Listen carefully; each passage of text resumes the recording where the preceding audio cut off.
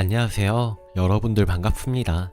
저는 13살 많은 남편과 사는 가정주부입니다. 그리고 아이는 없고요. 요즘 유행인 딩크족 그런 쪽은 아닙니다. 불임으로 인해서 아이를 갖지 못했습니다. 시험관 시술, 인공수정 등등 해볼 건 다 해봤지만 결국 아이는 생기지 않더라고요. 아이가 안 생겨서 남편이 저한테 한동안 많이 미안해했습니다. 불임의 문제가 남편 쪽에 있었거든요. 저는 모든 수치가 정상이었는데 남편은 정자의 활동성, 정자 수 등등 수치가 평균치보다 많이 낮다고 병원에서 하더군요. 사실 남편이 나이가 저보다 13살이나 많거든요. 결혼 전에 나이가 많은 남편의 불임 부분은 전혀 생각하지 못했는데 역시 결혼은 현실이더라고요. 근데 왜 그렇게 나이 차이가 많이 나는 남자와 결혼을 했냐고요? 저는 사실 보육원에서 자랐거든요. 전 부모의 얼굴을 본 적이 없었습니다. 부모의 사랑을 못 받아서인지 아빠같이 나이가 많은 남자에게 끌렸던 것 같아요. 남편은 제가 다녔던 회사의 노총각 과장이었는데 신입사원인 제가 먼저 대시를 했었죠.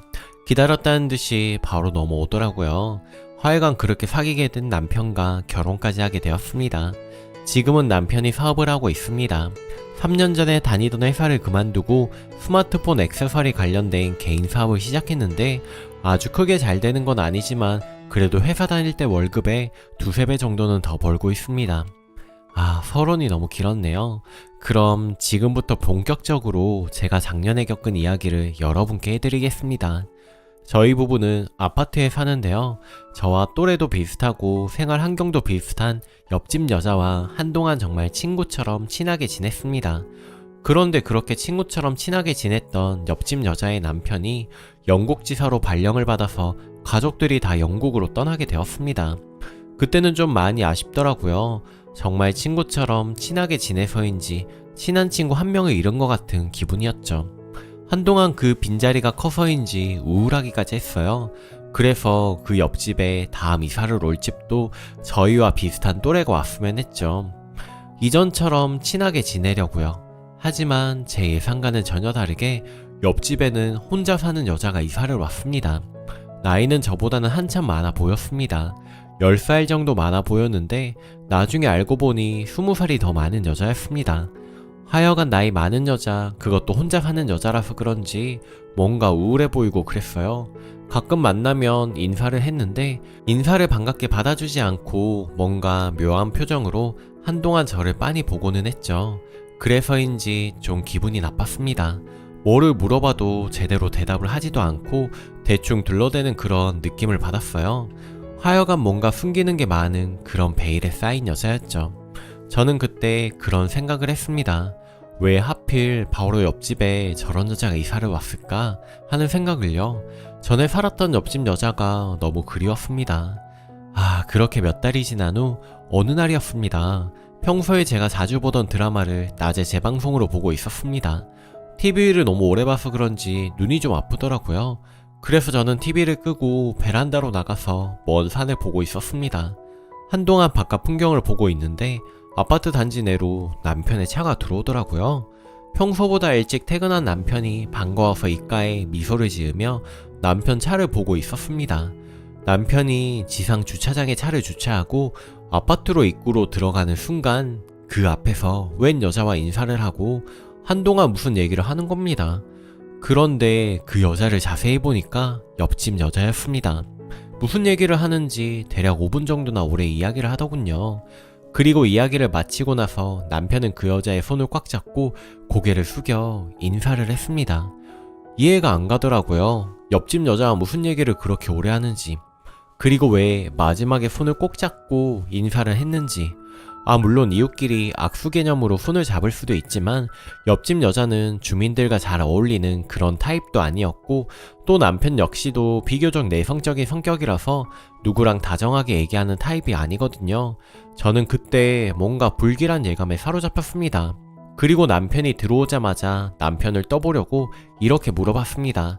여보, 집에 들어오면서 혹시 누구 만났어? 아니, 만나긴 누구를 만나. 당신 그게 무슨 뜬금없는 무슨 소리야.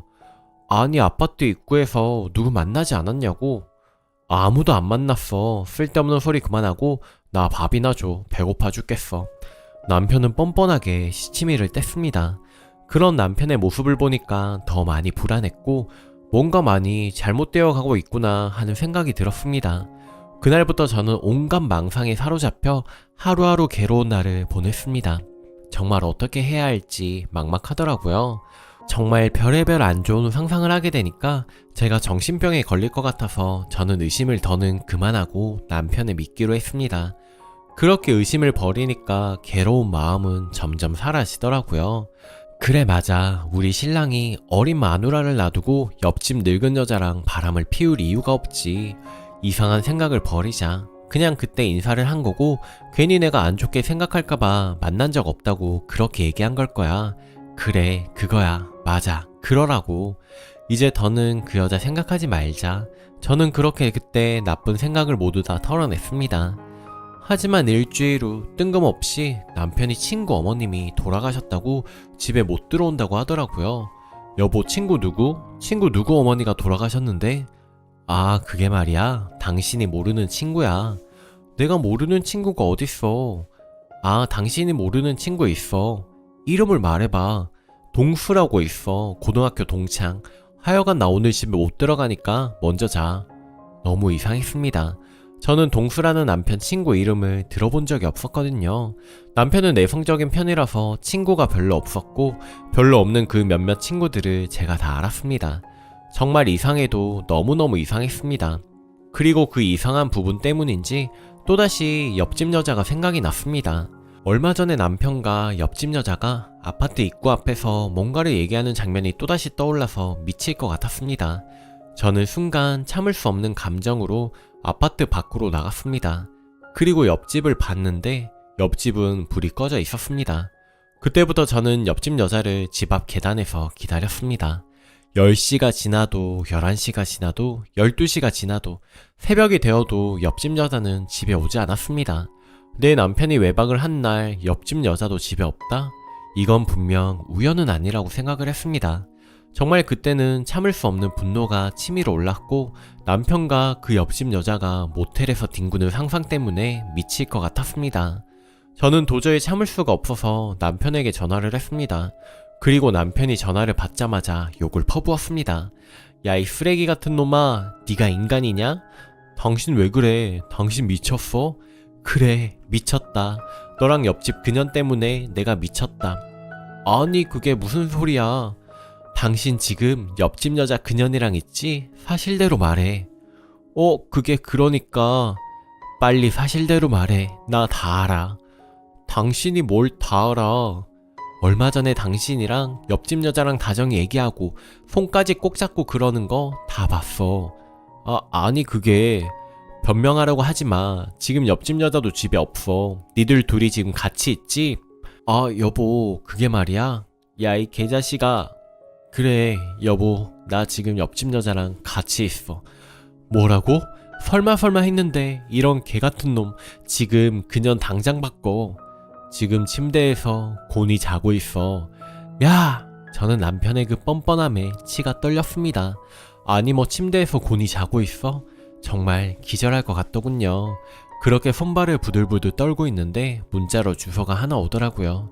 거긴 병원이었습니다. 남편이 보낸 문자였죠. 저는 다시 남편에게 전화를 걸었습니다. 이 병원 주소 뭐야? 일단 와서 확인해. 그게 무슨 소리야? 나랑 옆집 여자랑 어떤 사이인지 와서 직접 확인하라고. 당신이랑 그년이랑 어떤 사이인데? 여보 그년이라고 하지마. 당신 지금 실수하는 거야. 저는 일단 택시를 타고 병원으로 갔습니다.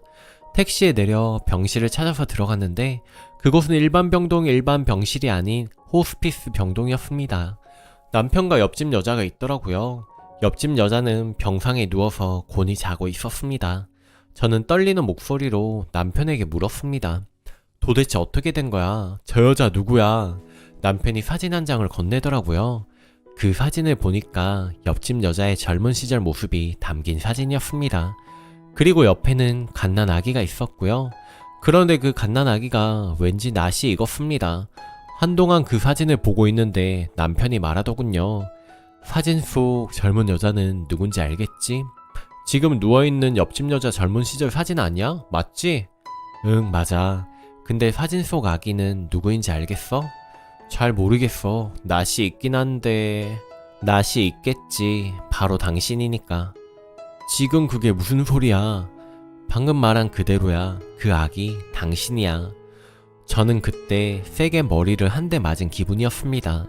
정말 멍했습니다. 한동안 정신을 못 차리겠더라고요.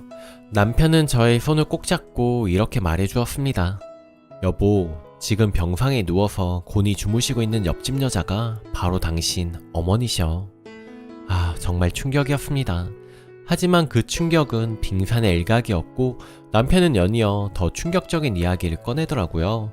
옆집 여자, 그러니까 제 생모는 시한부 판정을 받은 상태이고 병원에서도 손을 놓은 상태라는 겁니다. 아, 정말 너무 힘들었습니다. 왜 나타나서 나를 또다시 힘들게 하는지 정말 원망스러웠습니다. 저는 곤히 주무시고 있는 생모에게 원망 섞인 말투로 한동안 퍼부었습니다. 그때 생모는 자는 척을 했지만 눈가에 눈물이 흐르고 있었습니다. 저를 마주할 자신이 없었는지 계속 자는 척을 했지만 저는 눈치를 챘습니다. 남편은 저를 끌고 휴게실로 가더군요. 거기서 저에게 이런 얘기를 했습니다. 여보, 당신 엄마 이제 용서해주라. 이제 곧 가시는 길 편하게 가실 수 있게. 자기만 혼자 편하게 가면 장땡이야? 왜 이제야 나타나서 끝까지 나를 힘들게 하는 건데? 여보, 사실 말이야. 당신 엄마가 재작년에 나를 찾아왔어. 딸 얼굴 딱 한 번만 보고 싶다고. 뻔뻔하다 정말. 옆에서 몰래 훔쳐보게라도 해달라고 그거 부탁하려고 나를 수소문으로 찾아오셨어. 정말 뻔뻔한 인간. 그리고 말이야, 내가 당시에 사업이 엄청 힘들었는데 당신 엄마, 그러니까 장모님이 그걸 어떻게 하시고 금전적으로 도움을 주셨어. 당신이 힘들었었어? 근데 왜 말 안 했어? 당신한테 얘기를 해서 뭐해, 괜히 당신만 힘들지. 근데 그럼 얼마를 도움 받은 거야? 1억 5천. 그 돈으로 급한 불을 끄고 나서 사정이 나아져서 그 돈 갚으려고 했는데 당신 생모가 안 받는다고 했어. 남편의 말을 그 뒤로도 쭉 듣는데 정말 여러 가지 생각이 들더라고요. 남편은 그 뒤에 자주 저희 생모를 찾아가서 챙겨드렸고, 그러다가 생모가 몸이 아픈 것도 알게 된 거고, 그쯤에 저희 옆집이 집을 부동산에 내놓는 걸 알고 생모에게 남은 시간 동안 딸 옆에서 있으면 어떻겠냐고 제안을 한 거였습니다. 그런 남편이 미우면서도 한편으로는 또 대견하기도 했어요. 말 그대로 만감이 교차했습니다. 그렇게 병원에서 생모인 걸 알게 되었고, 저는 완전히 생모를 용서한 건 아니지만 그래도 마지막을 같이 보냈습니다. 생모는 저에게 용서를 구하더군요. 19살에 임신을 했는데 애인이, 그러니까 제 생부죠. 생부가 생모를 버리고 도망가서 어쩔 수 없이 보육원에 맡길 수밖에 없었다고. 한편으로 이해도 갔습니다. 남편 없이 여자 혼자서 아이를 키우기가 막막했겠죠. 결국 저는 마지막에는 생모에게 엄마라고 불러드리기로 했어요. 생모는 저를 보고 이제 죽어도 여한이 없다고 하셨습니다. 그렇게 저는 생모의 장례까지 잘 치러드렸습니다. 제 이야기는 여기까지입니다. 끝까지 제 이야기 들어주셔서 감사합니다. 그럼 다들 좋은 하루 보내세요. 오늘 제가 준비한 사연은 여기까지입니다. 여러분은 어떻게 생각하시나요? 오늘도 낭만캐스터와 함께 행복한 하루 보내세요. 감사합니다.